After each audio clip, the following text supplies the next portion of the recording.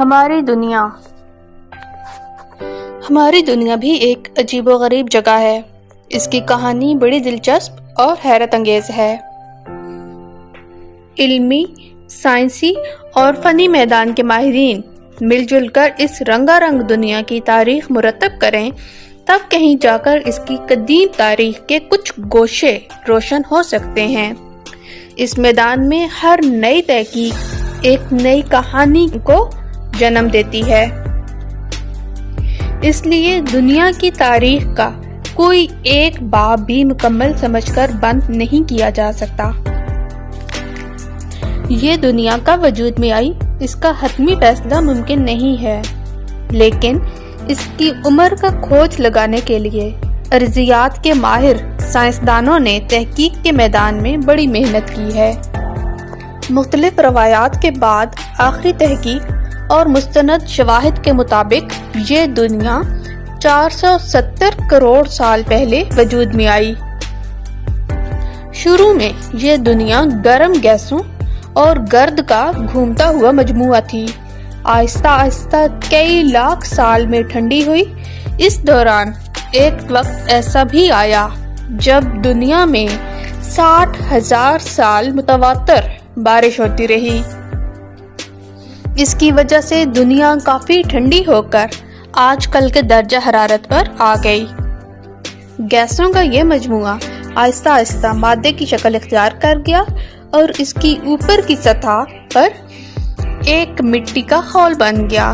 یہ خول 6 میل سے بھی زیادہ موٹا تھا اور اسی پر آج انسان آباد ہے۔ ٹھنڈا ہونے کی وجہ سے اس خول میں سلوٹیں پڑ گئیں۔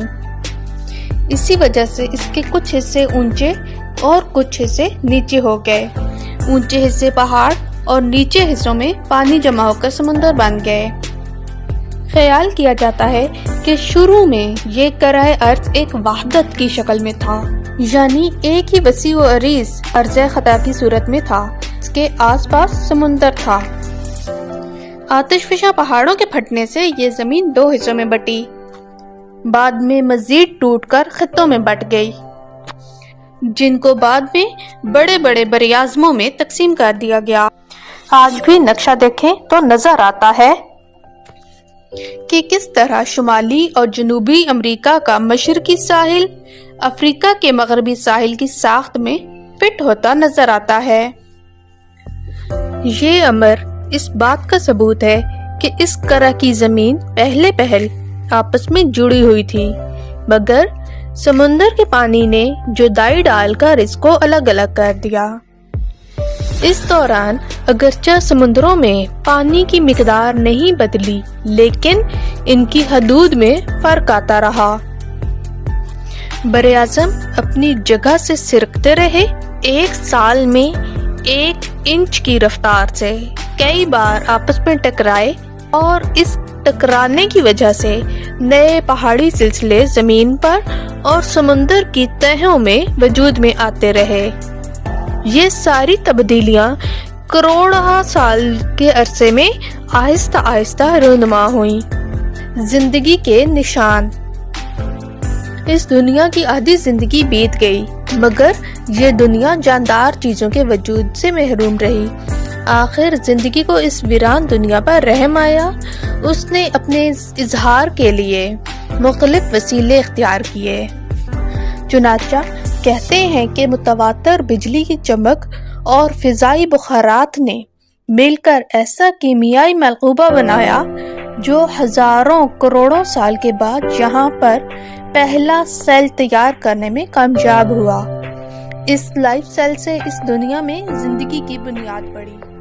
ایک سیل کے بعد بہت سے سیل بنے اور پھر مزید لاکھوں سالوں کے عرصے میں یہاں پودے، جنگلات، جراثیم، کیڑے اور جانور پیدا ہونے شروع ہو گئے، اور پھر ڈائنوسور جیسے بڑے اور طاقتور جانور بھی پیدا ہوئے، اور یوں زندگی اس دنیا میں بڑھنے اور پھلنے پھولنے لگی۔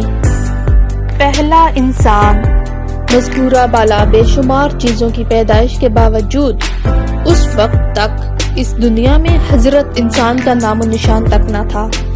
لاکھوں سال اسی طرح گزر گئے، اور سیدھا کھڑے ہونے والی وہ مخلوق جسے ہم انسان کہہ سکتے ہیں وجود میں نہ آئی۔ انسانی وجود کا کھوج لگانے کے لیے جو مسلسل کوششیں ہوتی رہیں، اس کے نتیجے میں یہ بات سامنے آئی ہے کہ آج سے 5 لاکھ سال پہلے کے دبے ہوئے انسانی ڈھانچوں کے جو حصے کھدائی کے بعد دستیاب ہوئے ہیں، ان سے پتہ چلا ہے کہ سیدھا چلنے والی انسانی نسل کا آغاز ملک کینیا سے ہوا، کیونکہ یہ قدیم انسانی ڈھانچے مشرقی افریقہ میں کینیا کی ایک جھیل کے کنارے سے کھدائی کے دوران برآمد ہوئے ہیں۔ سیدھا چلنے والے انسان کو ہومو ایریکٹس کا نام دیا گیا۔ اس کے بعد یہ انسانی نسل افریقہ سے آہستہ آہستہ یورپ اور ایشیا میں پھیلی، یہاں تک کہ 2.5-3 لاکھ سال کے عرصے میں ساری دنیا میں پھیل گئی۔ اصل میں ہوا یوں کہ شروع کے برفانی دور میں سمندروں میں پانی کم تھا، اس لیے بہت سے علاقے جو آج سمندر کے پھیلاؤ کی وجہ سے الگ الگ ہو گئے ہیں، پہلے ایک ہی خطے کی صورت میں موجود تھے۔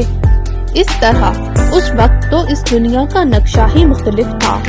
شمال مشرقی ایشیا کی نوک، جو کہ سائبیریا کہلاتی ہے، شمالی امریکہ کے کنارے الاسکا سے ملی ہوئی تھی۔ افریقہ کی زمین ہسپانیہ اور اٹلی کے ذریعے یورپ سے ملی ہوئی تھی۔ انگلستان بھی یورپ سے الگ کوئی خطہ نہ تھا۔ انڈونیشیا اور ملائیشیا کے جزائر کے درمیان کوئی سمندر نہ تھا۔ جنوب مشرقی ایشیا کے جو جزائر بر اعظم سے ملحقہ تھے، وہاں ایشیا سے کئی انسانی گروہ گئے اور ان جزائر میں آباد ہونا شروع ہو گئے۔ ان انسانی آبادیوں کے 4 لاکھ سال پرانے آثار جاوا کے جزیرے سے ملے ہیں۔ وہاں سے 3.5 لاکھ سال کے دوران انسان کشتیوں میں سوار ہو کر 16,000 BC میں آسٹریلیا پہنچ گیا۔ یہاں سے بعد میں جنوبی امریکہ کی طرف نکل گیا۔